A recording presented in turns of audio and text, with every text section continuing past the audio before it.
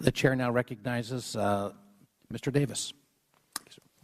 Thank you very much, Mr. Chairman. And I want to also commend all of you for your patience, for your passion, for your interest, and for your hopes.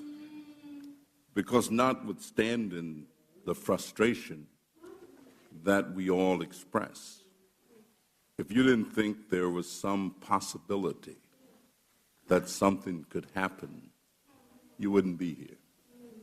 And that's an indication that wherever there is life, I've been told, that there is hope.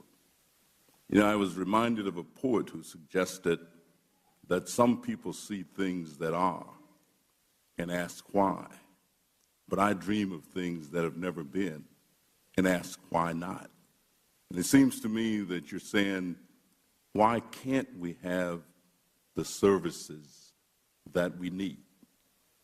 Why can't we have the kind of diagnosis that are accurate and give us the best chance and the best possibility? Why can't we even find, although we know it's difficult, we know that resources are scarce, that money is short, but we also know that priorities determine how we use whatever resources that they are. And so you're asking, really, all of those questions. I am one who believes that this fellow Sam Cooke was probably pretty accurate when he wrote the words about change coming. When he said that I was born by the river in a little tent. And just like that river, I've been running ever since. It may be a long time coming, but I know some change is going to come. I can think of illnesses and the way we've handled them in the past, and maybe there wasn't much hope. I remember living in a county where there was one physician for the whole county. Well, it took some time, but there are more than one physician in that county now. And so, quite frankly, you give me a great deal of hope that there is possibility that when we add all of the factors together and when the American people will have spoken, we will see some movement and we will see some possibility. Mr. Neiman, let me ask you, you mentioned the whole business of different kinds of disparities, which is something that I've been dealing with all of my life. Could you speak a little bit more and elaborate on what those disparities are and how you see them? Absolutely.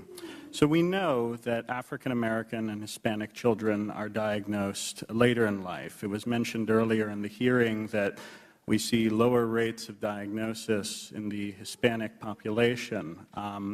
And I really thank you for asking that question, Congressman, because it gives us an opportunity to call attention to the fact that we aren't doing a very good job of cultural competency in diagnosis for English language learners, for racial and ethnic minorities, for low-income communities, for women and girls, and also particularly for adults. When we look at insurance coverage and efforts to address insurance coverage needs for individuals on the autism spectrum, often the emphasis is very specifically on children, and adults are not included in state laws or federal research efforts that emphasize these needs. All of the incidence statistics you heard earlier focused on 8-year-olds. We don't look at the population beyond that. I also think we can't underestimate the role of poverty in this. And to be a disabled person is to choose essentially between accessing no supports or going on the SSI program, which places extremely draconian limits on the income you can earn and what you can save. People on SSI can't save more than $2,000 in assets. Until we address the systemic poverty that forces people with disabilities, including autistic people and our families, to be held behind economically, we're not going to be able to address the racial, income, and gender disparities in the autism world.